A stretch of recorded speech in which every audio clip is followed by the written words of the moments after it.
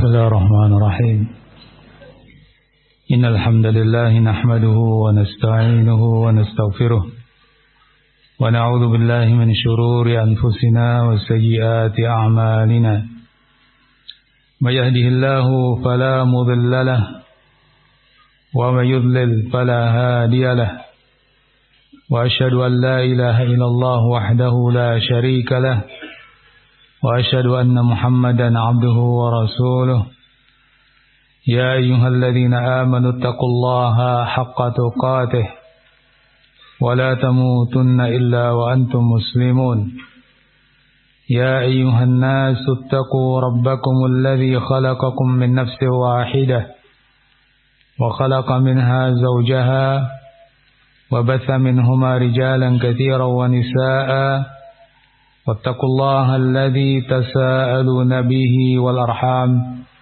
إن الله كان عليكم رقيبا يا أيها الذين آمنوا اتقوا الله وقولوا قولا سديدا يصلح لكم أعمالكم ويغفر لكم ذنوبكم ومن يطع الله ورسوله فقد فاز فوزا عظيما أما بعد Ikhwani fi din rahimakumullah. Alhamdulillah, pada kali ini, pada hari ini terlaksana acara kita daurah tentang jurnalistik. Dan pada sesi pertama ini tema yang akan kita angkat adalah seputar motivasi untuk menulis. Tentunya menulis yang dimaksud adalah dalam rangka berdakwah kepada Allah Azza wa Jal, menuju jalan Allah Azza wa Jal. Ayyuhal ikhwah rahimakumullah. Tentu ketika kita berbicara tentang motivasi atau tasyji', penyemangat dalam bab jurnalistik ini, yakni berdakwah melalui dunia jurnalistik, mesti kita menyinggung tentang keutamaan dakwah. Dan suatu hal yang sering kita dengar dari para ustadz, bahkan tentu dari para ulama yang kita dengar kajian-kajian mereka, begitu pula buku-buku yang menulis tentang ini, mereka menjelaskan bagaimana keutamaan dakwah ilallah, berdakwah menuju jalan Allah. Sekian banyak ayat, sekian banyak hadis yang memotivasi kita, menyemangati kita untuk berdakwah di jalan Allah Azza wa Jal. Di antaranya firman Allah Azza wa Jal, "Wa man ahsanu qawlan mimman da'a ila Allah wa 'amila shalihan wa qala innani minal muslimin." Dan siapakah yang lebih bagus ucapannya daripada seseorang yang berdakwah, mengajak ke jalan Allah,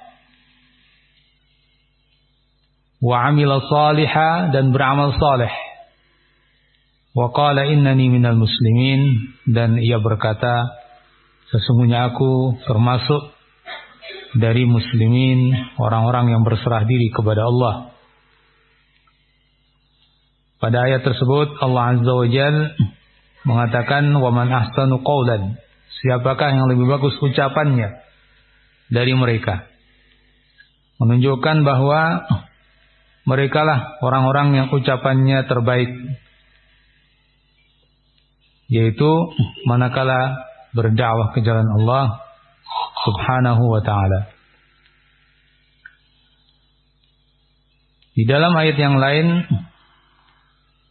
Allah Azza wa Jalla berfirman, "Qul hadhihi sabili ad'u ila Allah 'ala basirah ana wa man ittaba'ani." Katakanlah, hadhihi sabili, ini adalah jalanku, ad'u ila Allah, aku berdakwah menuju jalan Allah, 'ala basirah, di atas basirah, di atas ilmu. Ana wa man ittaba'ani, aku dan orang-orang yang mengikuti jalanku. Ini merupakan ayat yang menunjukkan keutamaan berdakwah, karena ini merupakan jalan orang-orang yang Allah pilih, jalan para nabi. Dan terutama dalam ayat ini Nabi kita Muhammad SAW diperintahkan oleh Allah Azza wa Jalla untuk menyatakan hal tersebut. Kita sebagai pengikut beliau dalam Islam ini berpeluang untuk mengikuti beliau dalam jalan ini, dakwah ilallah, berdakwah ke jalan Allah. Hadis Nabi SAW juga begitu banyak. Cukup kita sebutkan salah satu sebagai syarat pula kepada hadis-hadis yang lain. Hadis yang masyhur, sabda Rasul sallallahu alaihi wasallam, "Man da'a ila hudan kana lahu minal ajr mithlu ujuri man tabi'ahu la yanqusu dzalika min ujurihim syai'an." Seperti dalam kitab sahih disebutkan sabda Nabi yang artinya, barang siapa yang mengajak kepada petunjuk, kana lahu minal ajr, maka dia akan memperoleh pahala mislu ujur man tabi'ah, seperti pahala orang-orang yang mengikutinya. La yanqusu dzalika min ujurihim syai'an, dan tidak mengurangi sedikit pun dari pahala orang-orang yang mengikuti. Sehingga dengan ini berarti setiap orang yang berdakwah dan ada yang mengikuti, maka pahala terus akan bertambah dengan bertambahnya orang yang mengikuti dakwahnya. Sehingga ini merupakan peluang pahala yang terus mengalir, tidak putus-putus. Dan ini pula yang disebut oleh Nabi SAW, salah satu dari amal Bani Adam yang tidak terputus sekalipun dia telah mati, wa ilmun yuntafa'u bih, ilmu yang diambil manfaatnya. Barangkali orang yang menulis suatu karya telah menjadi tanah di kuburannya, namun ilmu yang dia tulis terus diambil manfaatnya oleh manusia, sehingga orang-orang yang membaca mengambil manfaat, mendapat bimbingan. Dengan itu pahala bagi penulisnya terus mengalir. Luar biasa. Ini peluang yang luar biasa untuk kita memperoleh banyak pahala. Nah, tentu di sana banyak hadis, namun karena keterbatasan tentunya kita tidak menyebutkan kecuali apa yang tadi kita sebutkan, dan cukup isyarat kepada yang lain. Ayyuhal ahibba rahimakumullah.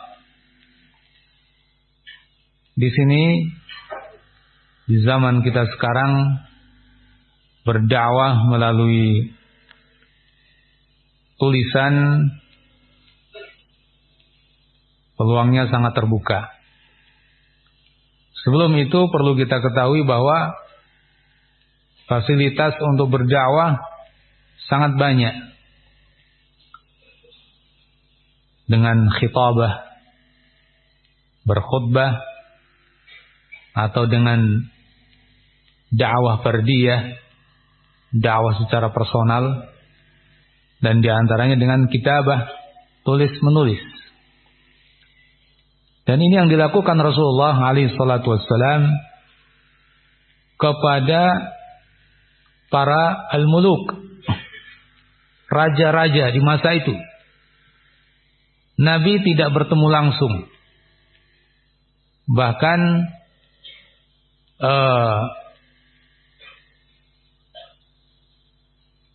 Nabi SAW menyampaikan ajaran Islam kepada mereka melalui surat-surat. Banyak surat-surat Nabi SAW. Surat kepada Herakl, surat kepada raja-raja yang lain, Muqawqis, dan raja-raja yang lain di sekitar Jazirah Arab. Ya. Tentu di sini juga bisa kita kaji lebih jauh, ya. Surat menyurat Nabi itu, dan sepertinya juga sudah ada karya-karya ulama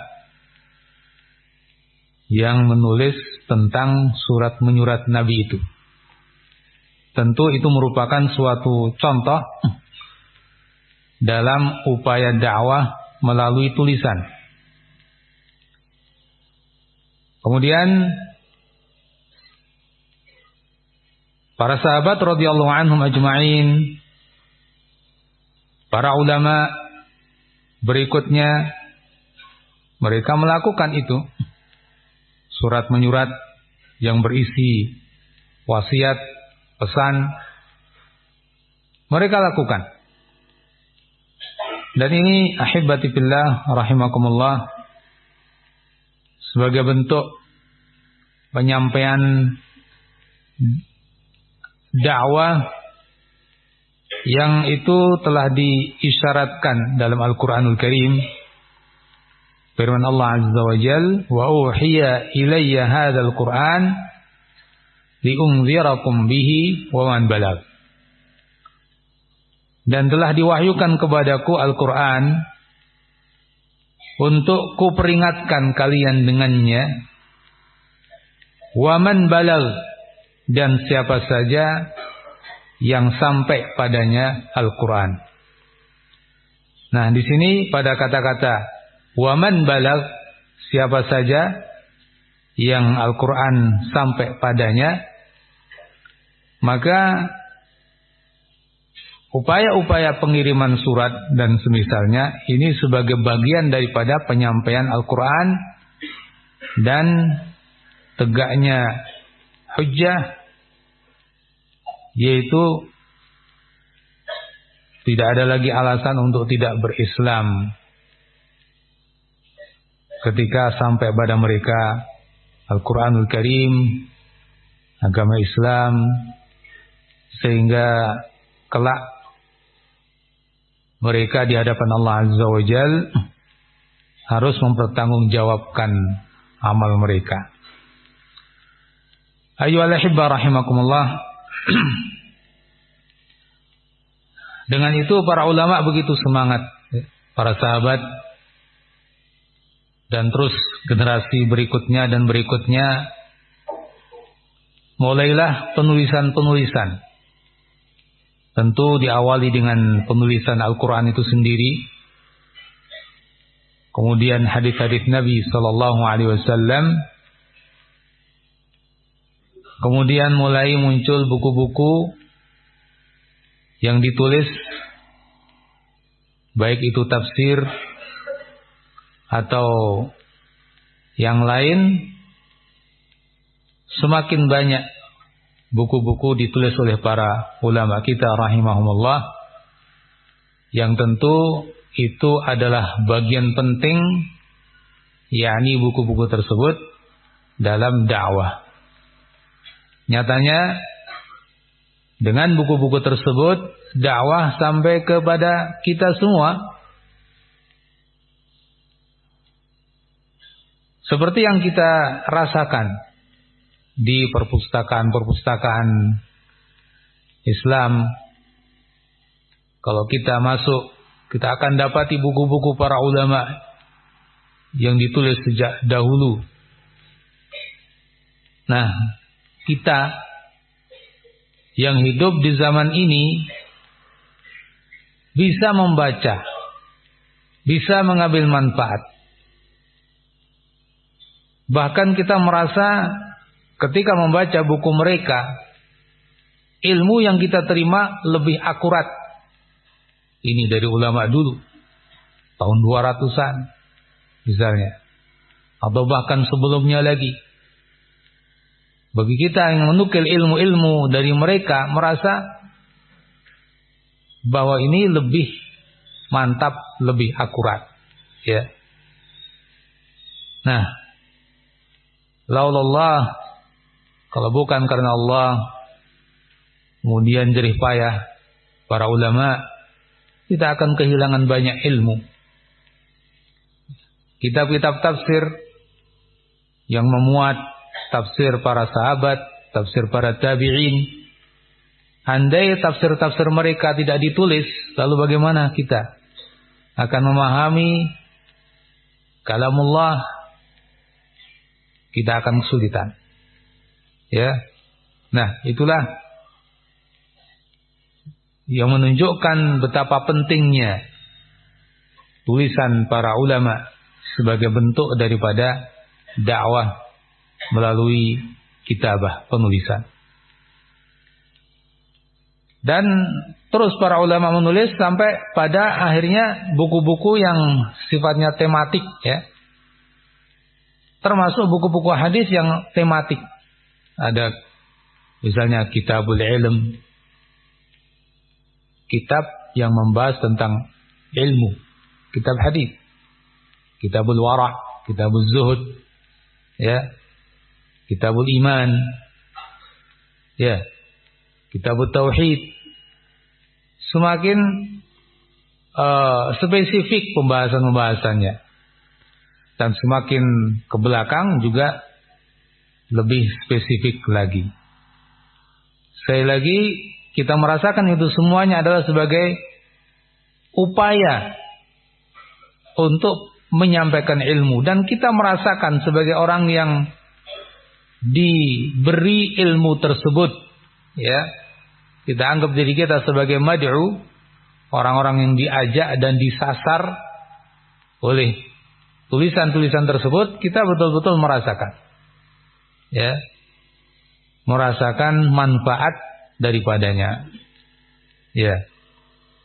Nah, mungkin di sini ada beberapa contoh para ulama. Kita ambil dari beberapa ulama kita yang dikenal sebagai para penulis. Contoh misalnya, di sini mungkin saya sebut 3 saja, padahal mereka sangat banyak. Tapi 3 ulama ini menjadi contoh yang sangat-sangat nyata. Yang pertama misalnya Ibnul Jauzi, Abul Faraj rahimahullah. Ibnul Jauzi, kitab beliau sangat banyak. Kalau kita baca biografi beliau di Siyar A'lamin Nubala, akan disebutkan beberapa contoh kitab-kitab karya beliau. Dari kitab-kitab besar seperti tafsir, ya, tafsir Zadul Masir, itu sekitar 4 jilid mungkin, ya, cetakan kitab tersebut. Yang itu ternyata ringkasan dari tafsir yang lebih besar. Kalau kita baca Zadul Masir itu saja, luar biasa itu, sangat bermanfaat. Dan bagi kita akan menilai, wah, cukup luas, ya. Karena beliau akan menyebutkan aqwal ulama di setiap tafsir, rata-rata gitu. Nah, bagaimana dengan kitab aslinya? Sampai kitab yang kecil, tipis, nasihat untuk anak beliau, laftatul kabid ila nasihatil walad. Ya. Nah, beliau sangat dikenal dalam bab tulis menulis, bahkan beliau dalam bab khitabah, ceramah luar biasa. Salah satu ungkapan tentang beliau adalah yang disebutkan oleh cucu beliau, Abul Mudhaffar. Dia mengatakan, sami'tu jaddi 'alal mimbar yaqul. Saya mendengar kakek beliau berkata di atas mimbar ketika itu. Apa kata beliau? Bi usbu'ayya hataini katabtu alfai mujalladah. Bi usbu'ayya hatain, dengan dua jari ini saya telah menulis 2000 jilid. Wa taba alayya 100,000, dan bertaubat dengan tanganku, yakni biiznillah tentunya ya, namun dengan ceramah beliau, dengan khutbah beliau, bertaubat 100,000, 100,000 orang. Wa aslama ala yadayya 20,000, dan yang masuk Islam dengan tanganku 20,000 orang. Luar biasa, rahimahullah, rahmatan wasi'ah, Ibnul Jauzi. Ya. Tsumma qala wa majmu' tasanifihi 250 kitaban. Dan total karya beliau 250 sekian kitab. Ya, ini judulnya ya, 250 sekian kitab. Yang masing-masing kitab tadi ada yang besar, ada yang sedang, ada yang kecil. Itu judulnya. Namun seperti kata beliau, semuanya kalau di total menurut ungkapan beliau alfai mujalladah, 2000 jilid. Luar biasa. Nah, ini memang benar-benar luar biasa ya. Mungkin kalau kita hitung-hitung secara matematik nggak seimbang antara hasil karya dan umur. Coba ya, kita ngitung diri kita. Umur 50 tahun, sekian jilid, berarti per hari berapa lembar? Coba dihitung ya. Nah, padahal orang hidup itu ya nggak cuma nulis. Dia ada waktu tidurnya, ada waktu bekerjanya, ada waktu makan dan minumnya, ya, ada waktu sholat, waktu ibadah. Ulama-ulama yang seperti itu bukan orang nggak pernah ibadah, atau hanya yang wajib saja. Mereka justru teladan dalam ibadah, seperti yang nanti akan disebutkan Ibnul Qayyim rahimahullah. Ya, namun karya mereka bisa seperti itu. Nah, ini adalah keberkahan umur dan amal. Dengan umur yang ada bisa berkarya sedemikian banyak dalam menulis. Kita membaca baru berapa lembar yang kita baca dari kitab beliau. Beliau bukan membaca, menulis. Luar biasa. Rahimahullah, rahmatan wasi'ah. Ya. Ini bukan bab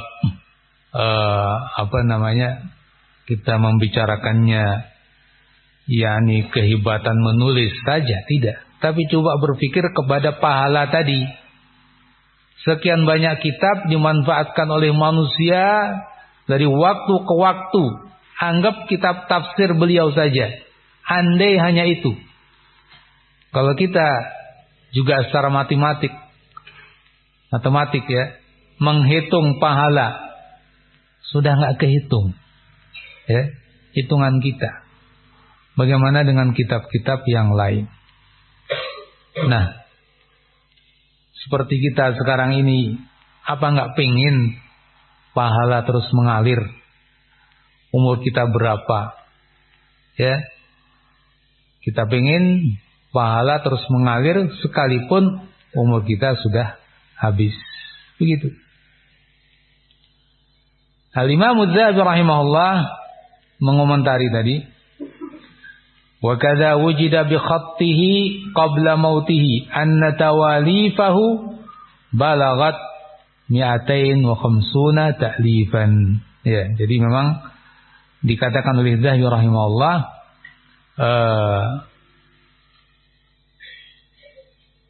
sebelum wafatnya beliau telah didapati dengan bi khattihi.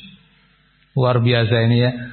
Bi khattihi, dengan tulisan beliau. Kalau kita sekarang ngetik, ya kan? Tulisan ketik umumnya lebih cepat. Sekarang teknologi lebih cepat lagi. Kita ngomong, mesin yang ngetik, ya kan? Lebih cepat lagi. Dulu dengan tulisan tangan, tulisan bahasa Arab, ya. Kata Az-Zahabi rahimahullah, wujida bi khattihi, didapati dengan tulisan beliau qabla mautih, sebelum wafat beliau, anna tawalifahu, bahwa karya beliau mencapai 250 karya. Ya. Jadi kurang lebih sama dengan dikatakan oleh cucunya. Cucunya mengatakan apa? 200 wa nayyif wa khamsun. Ya, jadi 250 sekian. Ya. Baik, ini salah satu dari para ulama yang seperti itu karyanya dalam tulis menulis. Yang kedua, contoh kedua, ya, Syekhul Islam Ibn Taimiyah rahimahullah, ma'ruf, sudah kita kenal, sangat-sangat kita kenal, ya. Nah, Syekh bin Utsaimin rahimahullah dalam muqaddimah Taqrib At-Tadmuriyah mengatakan, wa kana min jumlati man qayyadallahu ta'ala li nusrati dinihi wadh-dhabbi anhu bil lisani wal banani was sinan Syekhul Islam Abu Abbas Ahmad bin Abdul Halim Ibn Abdul Salam Ibn Taimiyah. Dan termasuk orang yang Allah Azza wa Jalla tundukkan untuk membela agamanya dengan lisannya, dengan jari-jarinya, dan dengan tombaknya adalah Syekhul Islam Ibn Taimiyah rahimahullah Ahmad bin Abdul Halim. Walaqad kana lahu musannafatun katsirah, dan sungguh beliau punya karya yang banyak. Nah, ini punya banyak kitab, banyak tulisan, banyak buku fi mujadalati ahli bid'ah wa mujaladati afkarihim, dalam membantah ahli bid'ah, memerangi mereka, pemikiran mereka, ma baina mutawwalah wa mutawassithah wa qalilah, antara kitab yang panjang, ya, berjilid-jilid, sedang, atau qalilah, yakni pendek atau kitab kecil. Wa hasala bidzalika naf'un kabir, dan telah terwujud dengan itu manfaat yang sangat besar. Ibnu Qayyim rahimahullah masih dalam muqaddimah Taqrib Tadmuriyah, ya, kata Ibnu Qayyim rahimahullah mensifati beberapa kitab Ibn Taimiyah rahimahullah. Ya, sini cuplikan-cuplikan dari ucapan Ibnu Qayyim, faqra tasanifal imami haqiqatan Syekhul Wujudil Alimir Rabbani, dan seterusnya, waqra kitab al-aqli wan naqli alladhi ma fil wujudi lahu nadhirun thani wa kadzaka minhajun lahu fi raddihi qaul ar-rawafid syi'at asy-syaitani qaul ar-rawafid syi'at asy-syaitani. Tsumma qala hiya fil wara mabthuthatun ma'lumatun tubda'u bil ghali min al-athmani. Ya. Kata Ibnu Qayyim rahimahullah, coba baca karya-karya al-Imam yang hakiki, Syekhul Wujud, Syekh di alam ini, Al-Alim Rabbani, Abul Abbas, yang kumaksud adalah Abul Abbas Ahmad Dzalikal bahrul muhitu bisairil khuljani. Waqra kitab al-aql. Yang saya maksud adalah Abu Abbas Ahmad, yakni Ibn Taimiyah rahimahullah. Waqra kitab al-aql wan naql. Bacalah kitab al-aql wan naql, yakni kitab Dar'u Ta'arudil Aql wan Naql. Sekian jilid. Ya, 8 atau 9 jilid, saya kurang ingat. Ma fil wujud lahu nadhirun tsani. Tidak ada di alam ya kitab dalam bidang ini yang seperti itu. Luar biasa kitab itu. Wa kadzaka minhajun lahu, juga kitab minhaj, yakni minhajus sunnah fi raddihi qaul ar-rawafid, dalam membantah orang-orang Syiah. Ya, ini juga sekitar 8 jilid. Luar biasa. Ya. Ibnu Taimiyah rahimahullah punya sekian banyak. Ini yang besar-besar, ya. Yang kecil-kecil, yang sedang banyak sekali. Dan cukup bagi kita melihat misalnya Majmu' al-Fatawa. Berapa jilid itu, ya? Majmu' al-Fatawa. Ya. Dengan apa? Daftar isinya kalau nggak salah 32 jilid, ya. Itu adalah kumpulan karya-karya beliau dan fatwa-fatwa beliau.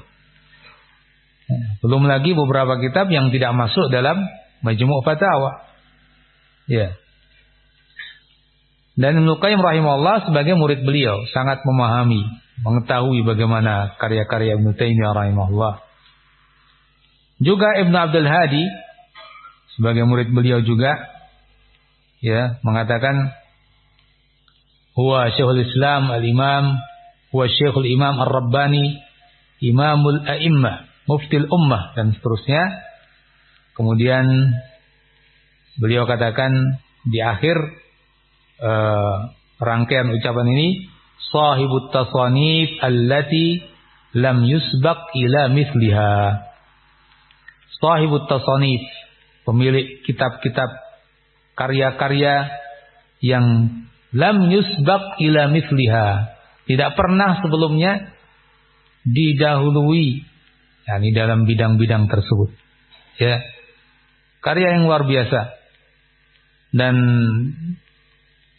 diakui oleh murid beliau Ibnu Al-Qayyim tadi bahwa hujjahnya sangat kuat, bahkan membantah musuh-musuh dakwah terkadang dengan hujjah-hujjah mereka sendiri. Ya. Kemudian dikatakan pula oleh Umar Ibnul Wardi dalam Tarikh Ibnul Wardi mensifati Syekhul Islam rahimahullah sampai pada ucapan beliau, wa kana yaktubu fil yawmi wal lailah min at-tafsir. Dan beliau fil yawm wal lailah, di suatu hari, suatu malam, ya, yaktub min at-tafsir, menulis bab tafsir, atau minal fiqh, menulis bab fiqh, atau minal aslain, ya. Wallahu alam, ini yang dimaksud minal aslain, bab apa? Atau minar raddi alal falasifati wal awail, atau menulis dalam bab membantah ahli filsafat, nahwan min arba'ati kararis, ya. Tiap harinya 4 kararis. Ya. Ya, ini saya juga lupa mencari makna kararis ini. Mungkin nanti bisa dicari, ya. Wal muhim, ya. Hari-hari beliau menulis, ya. Sehari semalam dengan tulisan-tulisan tersebut. Wa ma yab'udu anna tasanifahu ila al-an tablughu 500 mujallad. Dan tidak jauh bila karya-karya beliau sampai sekarang, ya, telah mencapai 500 jilid, ya. Ini kata Ibnu Wardi. Nggak jauh untuk dikatakan bahwa karya-karya beliau sampai sekarang ini beliau menulis telah mencapai 500 jilid. Ya. Syekhul Islam rahimahullah. Disebutkan oleh Ibnu Imad Al-Hambali dalam kitab Syadharatul Dzahab, tablughu muallafat Ibn Taimiyah ma yaqrubu min 500 mujallad. Ya. Jadi ini dinyatakan pula oleh Ibnu Imad dalam kitab Syadharatul Dzahab bahwa karya Ibnu Taimiyah rahimahullah mendekati 500 jilid. Ya. Luar biasa, ya. Dan suatu hal yang sama-sama diketahui bagaimana hujjah beliau, bagaimana dalamnya ilmu beliau, bagaimana kuatnya ya ungkapan-ungkapan dalam tulisan beliau, suatu hal yang telah diakui oleh para ulama rahimahumullah jami'an. Nah, itulah kesungguhan ulama kita dalam bidang tulis menulis ilmu dalam rangka dakwah. Ibnu Qayyim rahimahullah, murid beliau. Ini yang ketiga, Ibnu Qayyim rahimahullah.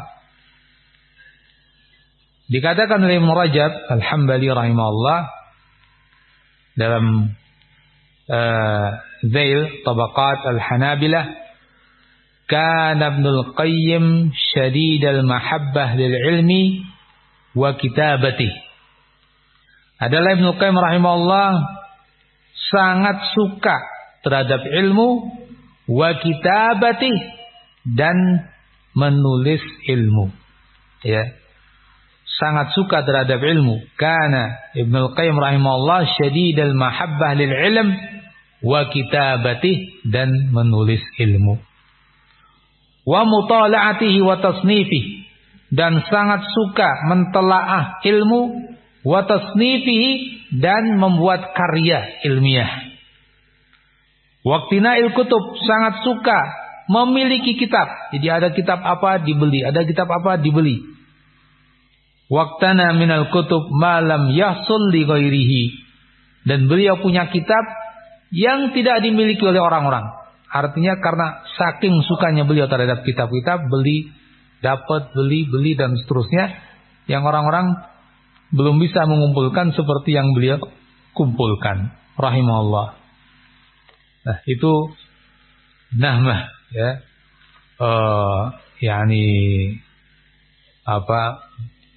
Sangat suka ya terhadap ilmu.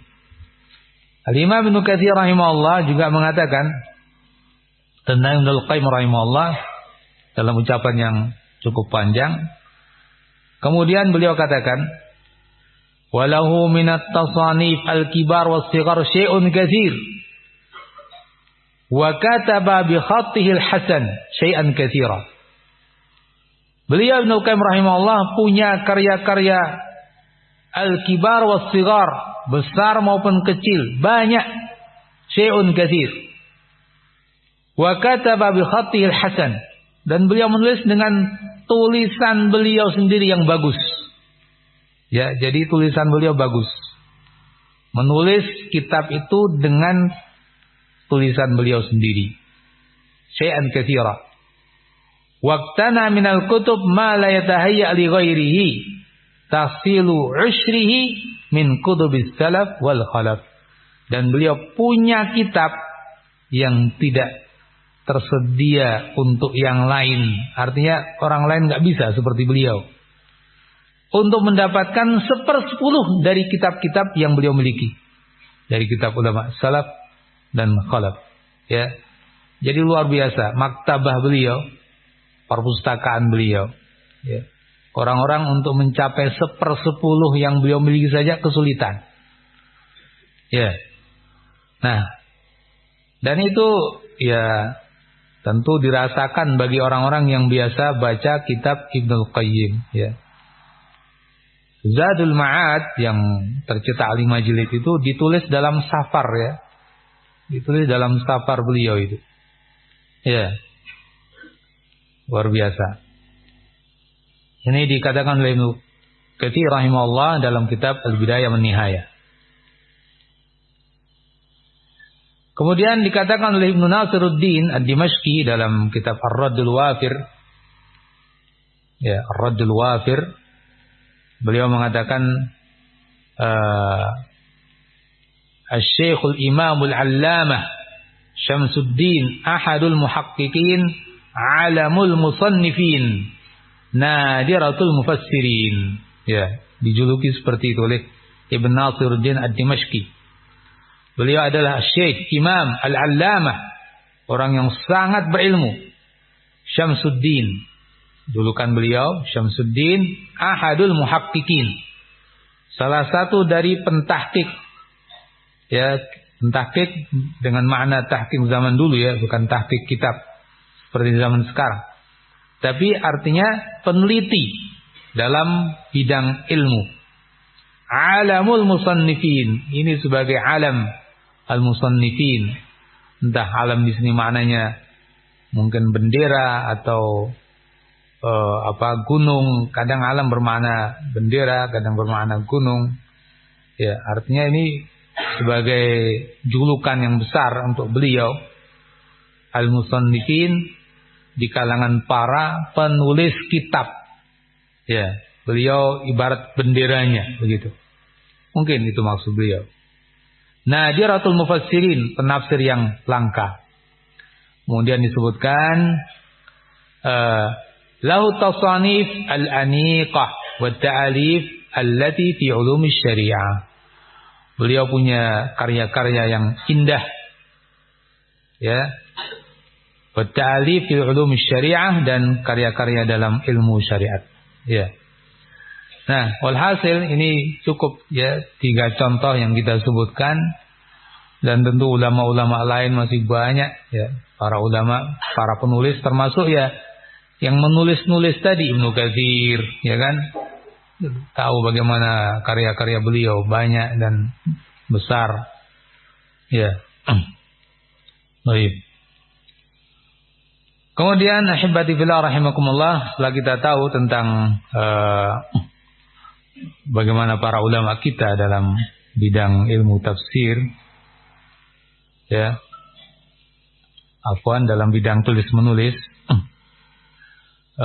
seperti itu.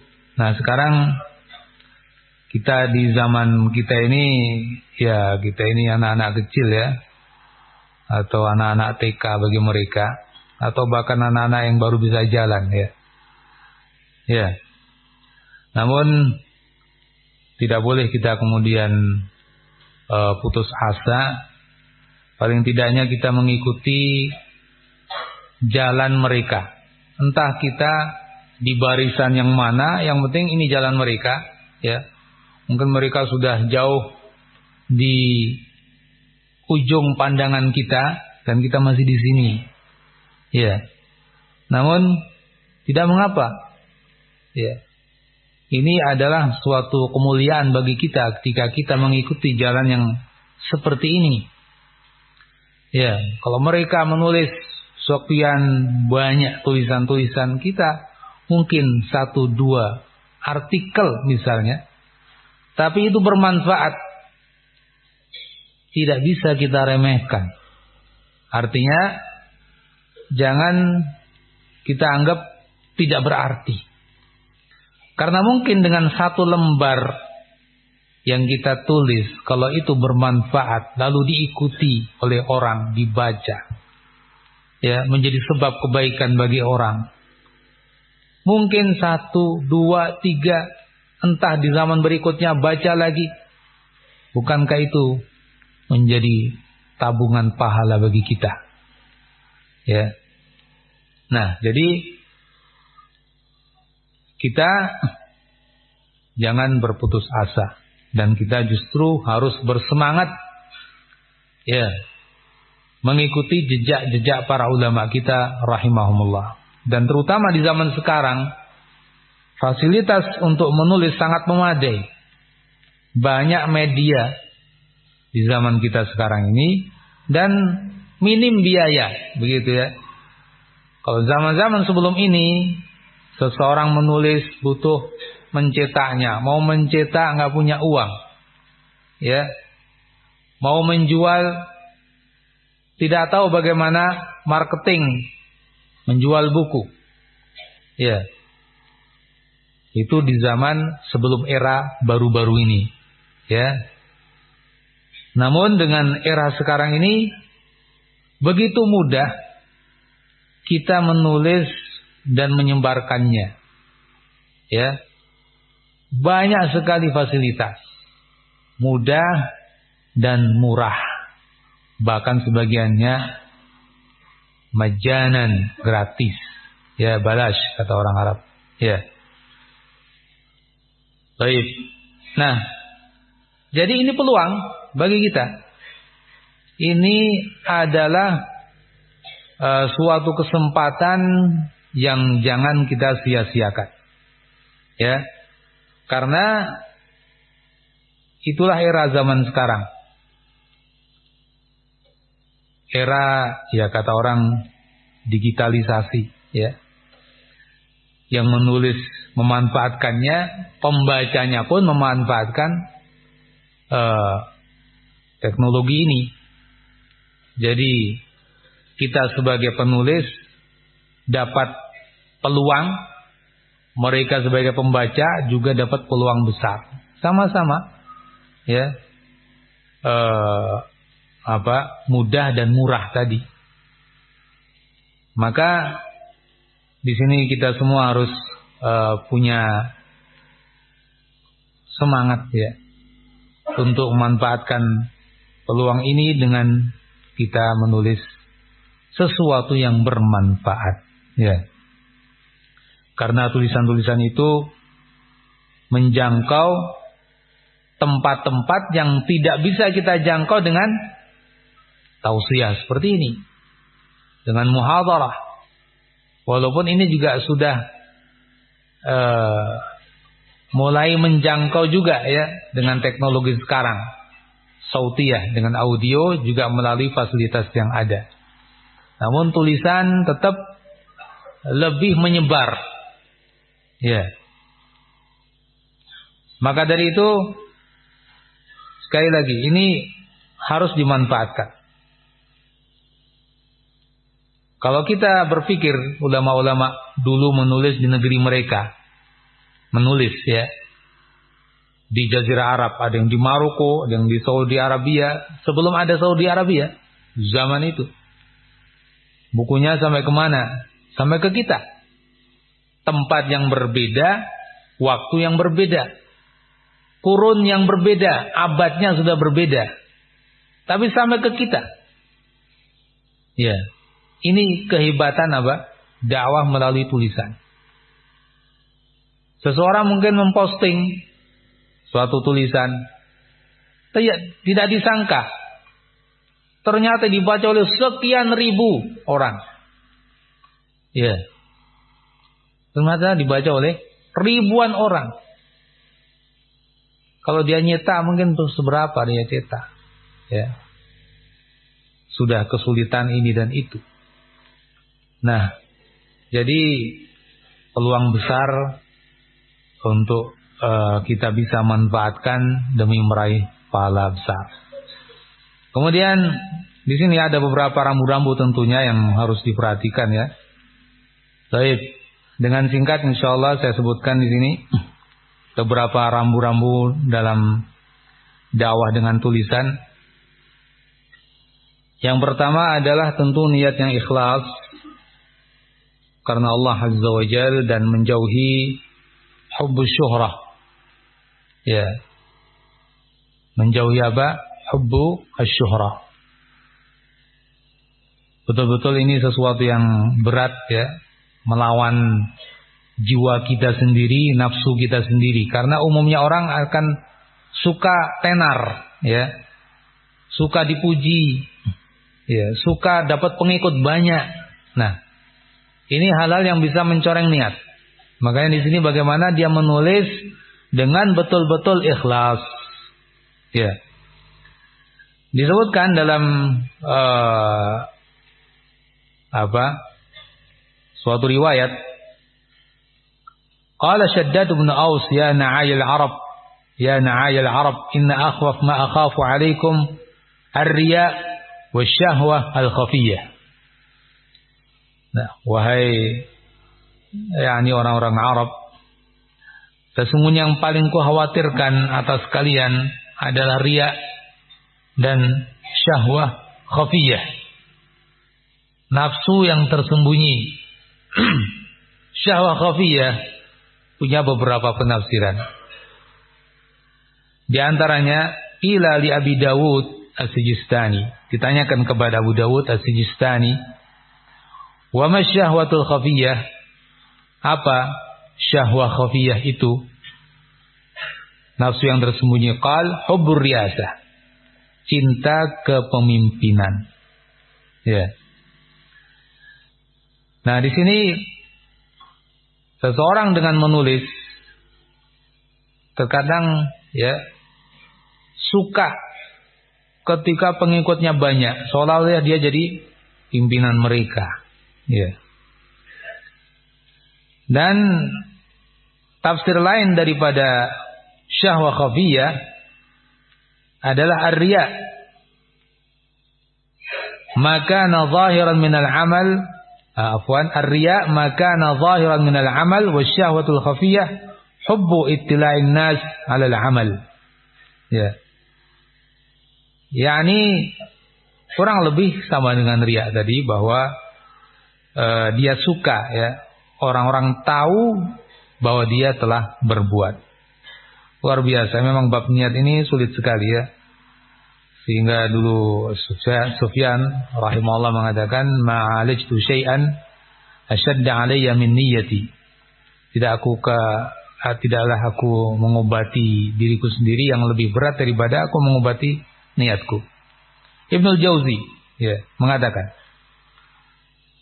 wa minhum, nah ini salah satu mutiara-mutiara kata Ibnul Jauzi rahimahullah yang tadi kita sebut ya tentang beliau.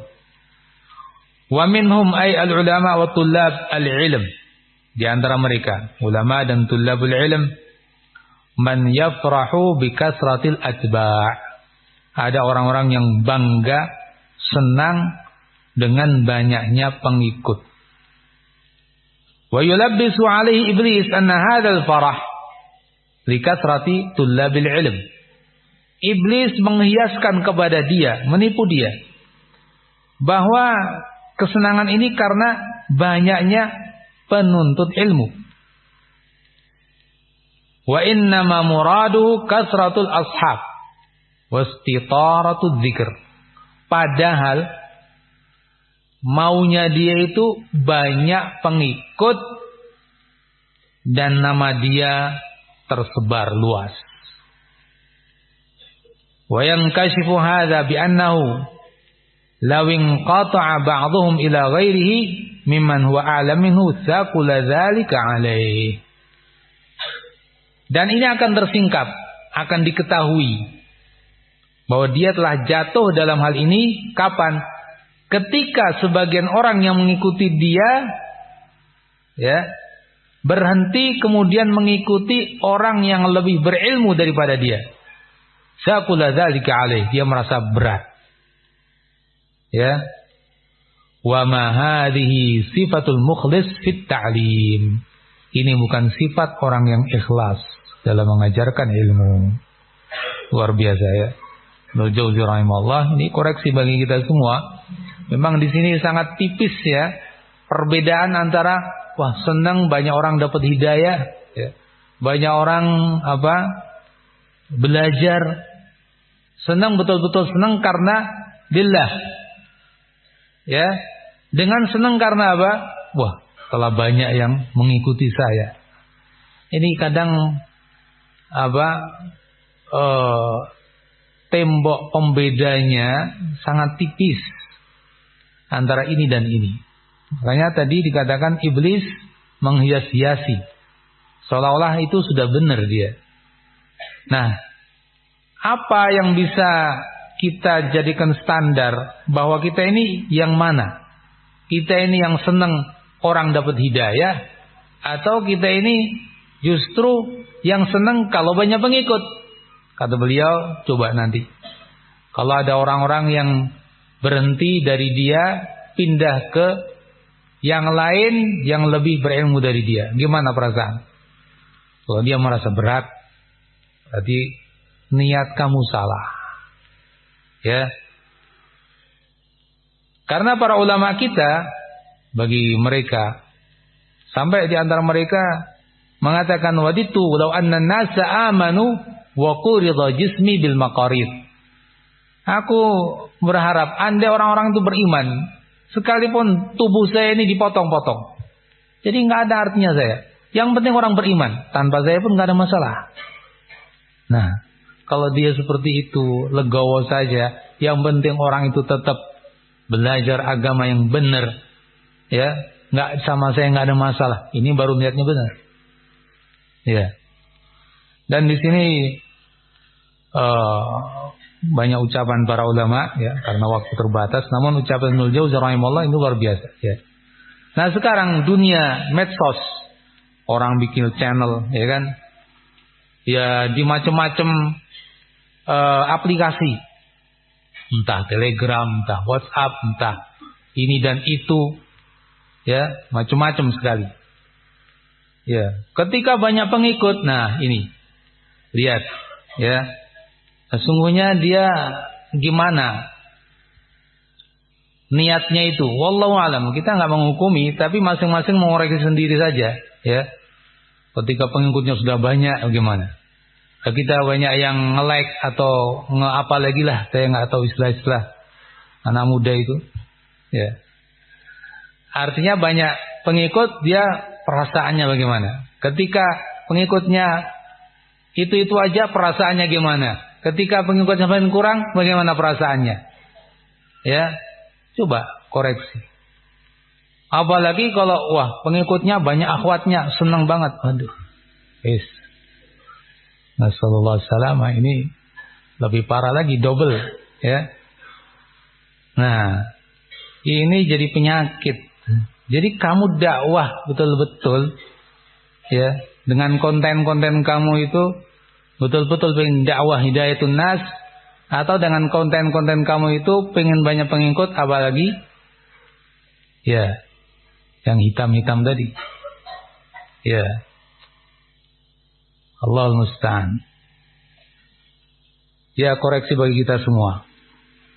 Sekedar banyaknya pengikut, ulama dulu sudah memperingatkan.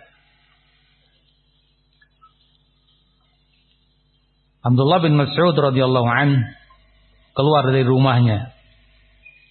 Fatabi'ahu jama'atun faltafata ilaihim. Maka beliau diikuti oleh orang-orang. Maka beliau pun menoleh. Wa qala alama tattabi'uni? Ada apa kalian ikut saya? Wallahi law ta'lamun ma ughliq alaihi babi. Wallahi law ta'lamun ma ughliq alaihi babi ma tabi'ani minkum rajulan. Ya. Wallahi, maka demi Allah, law ta'lamun ma ughliq alaihi babi ma tabi'ani minkum rajulan. Atau ini agak kurang terpahami, riwayat yang lain, irji'u fa innahu zillatun littabi' wa fitnatun lil matbu'. Kembali kalian, jangan ikuti aku. Ini kehinaan bagi yang mengikuti dan fitnah bagi yang diikuti. Jadi ada fitnatut tabi' wal matbu', ya. Ibnu Mas'ud enggak terima orang-orang ngikuti dia. Kenapa? Bagi dianya sendiri sebagai seorang yang diperlakukan begitu sudah khawatir terhadap niatnya. Ya. Bagi yang mengikuti lillah, kerendahan, ngikut-ngikut seperti itu. Atau mungkin sebagian menafsirkan yang mengikuti juga merasa besar, wah aku ikut seorang ulama di belakang beliau. Nah, jadi ulama kita seperti itu, ya, fitnatut tabi' wal matbu'. Nah, sekarang betul-betul ada ini di channel-channel itu. Fitnatut tabi'.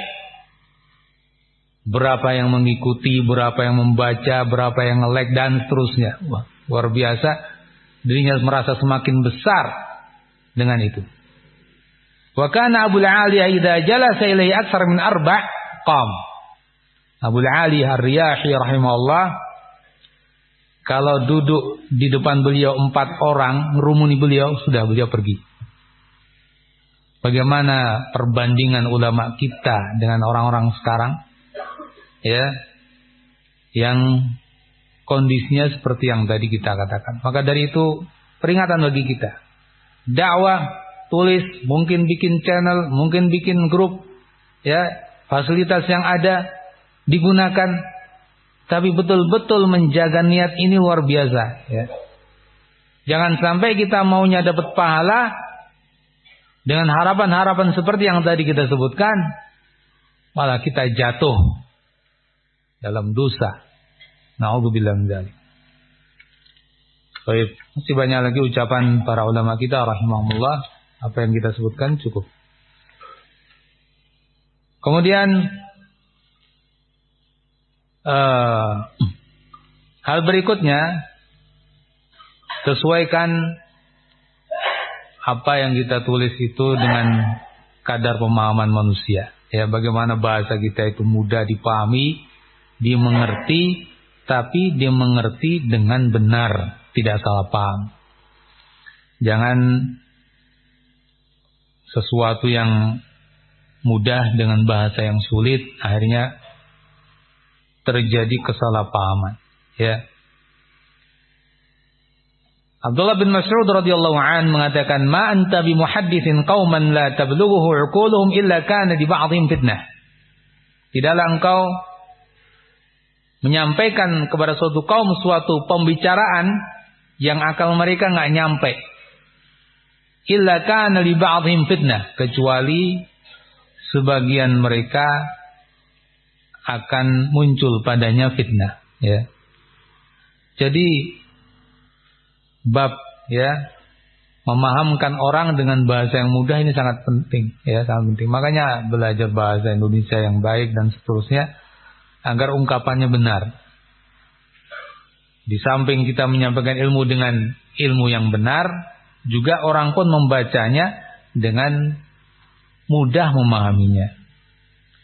Kemudian untuk di masa ini, ya, mungkin perbanyak, ya, tulisan-tulisan itu yang pendek, ya. Ulama dulu saja mengatakan dalam karya mereka, ya, ini saya tulis seperti ini supaya tidak kepanjangan. Bahasa yang semakna dengan itu banyak sekali. Walaupun bagi kita, wah, mereka mengatakan begitu, ya, dengan niat tidak kepanjangan. Padahal bagi kita sudah kepanjangan itu, ya. Nah, begitu pula kita semakin ke sini, ya, semakin berkurang himmah, kemauan kita, semangat kita. Jadi membaca 5 lembar saja sudah, waduh, panjang sekali, gitu kan? Nah, ya sudah, memang kondisi orang seperti itu, bikin tulisan pendek-pendek, ya. Namun tidak berarti menafikan tulisan yang panjang, itu juga ada konsumennya. Ada pula orang yang siap membaca yang panjang, yang nggak ada masalah. Tapi umumnya orang tulisan itu pendek-pendek, ya. Sehingga apa? Sehingga mudah dipahami dengan penuh konsentrasi. Kemudian dalam menulis juga sekedar anjuran, ya, tidak melulu kita bernarasi cerita terus, ya. Ini memang namanya cerita itu asyik, ya. Yang menulis juga enak, yang membaca juga enak, tapi dapatnya apa? Ya cerita, ya. Ada hikmahnya insyaallah, tapi masa melulu cerita terus? Kita dari umur-umur ibtidai membaca cerita lagi sampai kita umur SMA, sampai kita umur universitas masih membacanya cerita lagi. Loh, kamu nggak maju-maju, bisa cerita banyak, tapi ya cerita aja. Nah, jadi ini antara yang menulis dan yang membaca, ya kan? Menulis pun jangan melulu cerita lagi. Perlu tulisan-tulisan yang itu ilmiah tentang hukum, ya, baik menyangkut akidah, fikih, halal haram, adab-adab, walaupun dengan yang pendek-pendek tadi. Mungkin juga sekarang zaman poster-poster ya, dibuat poster kecil mencakup poin-poin ilmu juga itu simple dan enak, dan orang juga dengan mudah singkat memahami, ya, tergambar dengan mudah ilmu itu, ya. Nah, jadi ya, dalam menulis tadi jangan melulu cerita, tapi juga ada tulisan-tulisan ilmiah. Ya, kita pun membaca juga jangan baca cerita terus, baca buku-buku karya ilmiah tentang hukum-hukum. Ya. Kemudian tentu menulis itu perlu landasan ilmu ya, supaya tidak salah. Kalau salah nanti al-qaulu 'ala Allah bighairi ilm, ya. Surat Al-A'raf ayat 33 itu bahaya ya. Kalau kalian menulis bighairi ilmin, ini masuk wa antaqulu 'ala Allahi ma la ta'lamun. Makanya kita itu bukan sekedar belajar nulis, tapi belajar ilmu dulu. Ilmu adab sebagai modal kita, landasan kita, baru kita menulis. Makanya proses belajar kita di pesantren itu sangat penting. Kalau antum tanpa ilmu, nulisnya apa nanti? Novel, ya kan? Ya, imajinasi. Jangan, bukan itu. Nah, kemudian berikutnya, jauhi tulisan-tulisan yang tidak berguna, tidak ada manfaatnya atau kurang manfaatnya. Tulisan yang isinya curhatan, ya, omong kosong, apalagi tulisan isinya fitnah, ya. Nah, jangan sampai seperti itu. Tanggung jawab kita besar, ya. Karena itu juga kita sebagai pembaca jangan sia-siakan waktu kita untuk membaca tulisan-tulisan seperti itu. Jangan sia-siakan uang kita untuk membeli buku yang seperti itu. Ya. Iman, sayang, waktu kita kalau untuk seperti itu tidak manfaat. Ya. Hilang dan tidak tergantikan lagi. Ya. Begitu pula berikutnya, jauhi sumber-sumber berita, sumber pengetahuan yang tidak bisa dipertanggungjawabkan. Sumber media majhul, riwayat-riwayat atau cerita yang tidak bisa dipertanggungjawabkan, ini jauhi semua, ya. Yang kita tulis adalah yang bermanfaat, yang menjadi maslahat, yang bisa kita pertanggungjawabkan di hadapan Allah Azza wa Jalla. Ya. Kita dengan tulisan kita tidak kemudian terlewat begitu saja tanpa ada tanggung jawab. Kita bertanggung jawab di hadapan Allah Azza wa Jalla dan mungkin juga di hadapan manusia. Ya. Ma yalfidhu min qaulin illa ladaihi raqibun 'atid. Ya. Dan zaman sekarang ini kebohongan-kebohongan banyak, ya. Ingat, ya. Ada hadis Nabi SAW. Nabi SAW mengatakan dalam hadis riwayat Bukhari, dalam hadis melalui Samurah bin Jundub, qala Nabi SAW, ra'aitul lailah, aku melihat di malam itu, rajulain atayani, dua orang datang kepadaku. Qala alladhi ra'aituhu, qala keduanya berkata, alladhi ra'aitahu, yang engkau lihat. Yani kepada Nabi Muhammad mengatakan, ya, yang kau lihat, yushakku shidkuhu, ini dirobek dari ujung mulutnya. Jadi Nabi melihat orang diazab kok mengerikan sekali, mulutnya dirobek-robek. Siapa dia? Dua malaikat itu mengatakan, fakadzabun, dia itu seorang pendusta.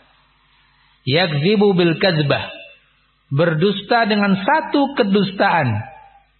Tuhmalu anhu, lalu kedustaannya dibawa oleh orang. Hatta tablughal afaq, sampai mencapai ufuk-ufuk. Ya. Fayusna'u bihi ila yaumil qiyamah. Terus sampai hari kiamat dia diazab dengan itu.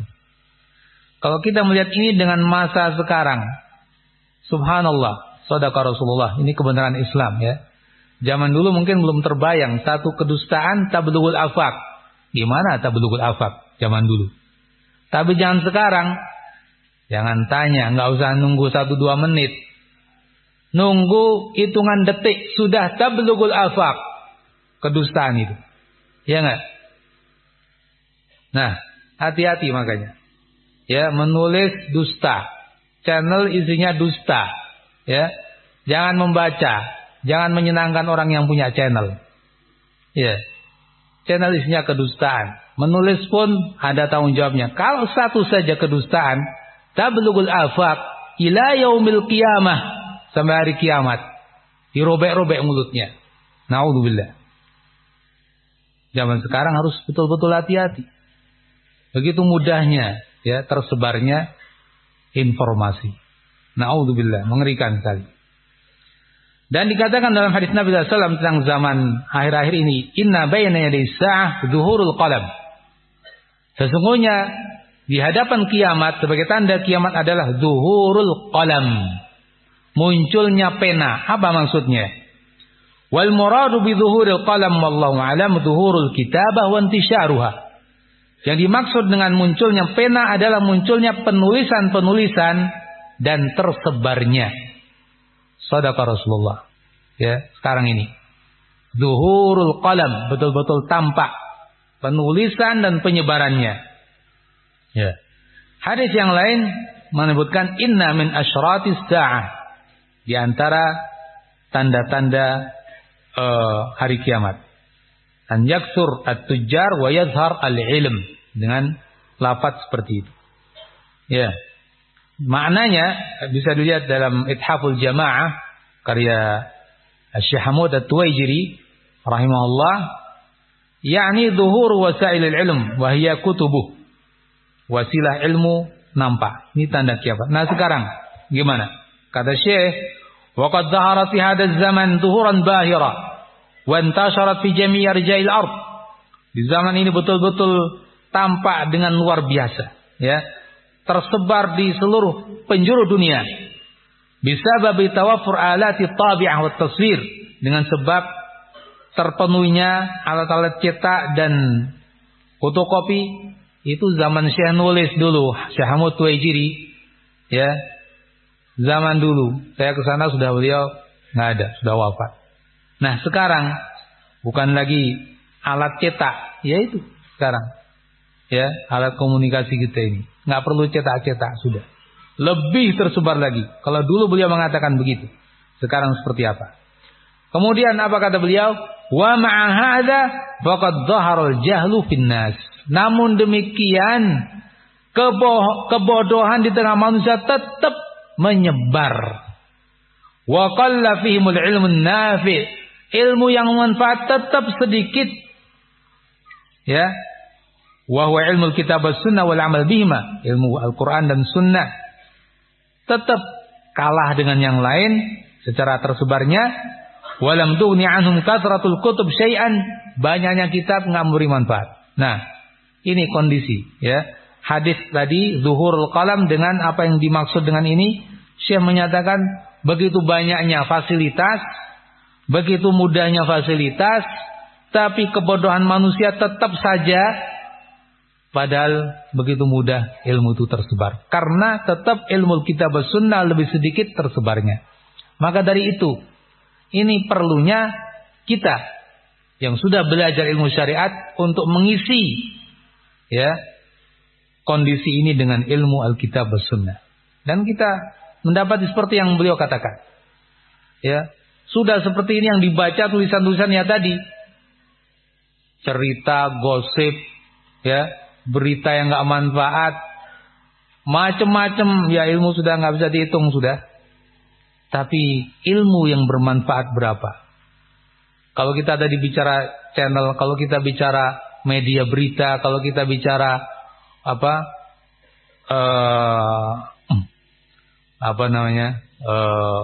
yakni komunitas-komunitas dalam hal itu apa isinya? Seberapa persen yang itu ilmu Alkitab was Sunnah? Nah, betul-betul ini zaman ini ya seperti yang beliau katakan alaihi salatu wassalam, shadaq alaihi salatu wassalam, ya betul-betul di akhir zaman, ya. Nah, sehingga jadi dari hal ini tadi semua, kalau kita menulis harus dari sumber berita yang benar, sumber berita yang jelas, ya, dengan penulis yang jelas, dengan nama terang, sehingga kita secara gentle akan mempertanggungjawabkan apa yang kita tulis. Ya, secara gentle kita akan bertanggungjawabkan apa yang kita tulis, karena kita sudah mengambil dari sumber yang benar, maka kita pun siap mempertanggungjawabkan, tidak sembunyi-sembunyi. Ya. Begitu. Dan lebih daripada itu semuanya untuk kita pertanggungjawabkan di hadapan Allah Azza wa Jalla. Nah, itulah yang semestinya dilakukan. Kemudian yang terakhir di sini, alhamdulillah, geliat syabab untuk menulis besar, dan ini harus diarahkan kepada yang positif, ya, dengan rambu-rambu tadi yang kita sebutkan diantaranya.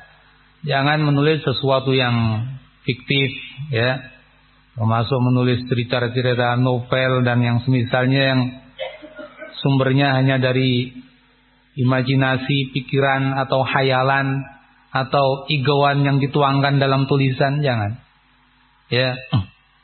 Ada buku, ya, tebel, tulisan manuskrip, ya, makhtut, ya, ternyata tulisan cerita hayalan yang dituangkan dalam tulisan, ya, ada begitu, ya. Nah, jangan, ya, jangan nulis yang seperti itu, menghabiskan waktu dan tidak bermanfaat, ya, apalagi kalau mengandung dosa. Naudzubillah min dzalik. Walhasil, sekali lagi tadi kita harus mengarahkan semangat untuk menulis ini kepada yang bermanfaat, ya. Ya, mungkin itu yang bisa saya sampaikan. Semoga bermanfaat dan mohon maaf bila ada kekurangan, dan mohon maaf juga mengambil waktu istirahat antum. Barangkali ada acara di arah kiblat sana, ya, terkurangi karena mendengar ini, ya. Insyaallah nanti ada gantinya waktu, ya. Masih ada 5 menit, 10 menit bisa lumayan. Baik, mohon maaf. Cukup sampai di sini. Subhanakallahumma bihamdik, asyhadu an la ilaha illa anta, astaghfiruka wa atubu ilaik. Alhamdulillahirabbil alamin. Assalamualaikum warahmatullahi wabarakatuh.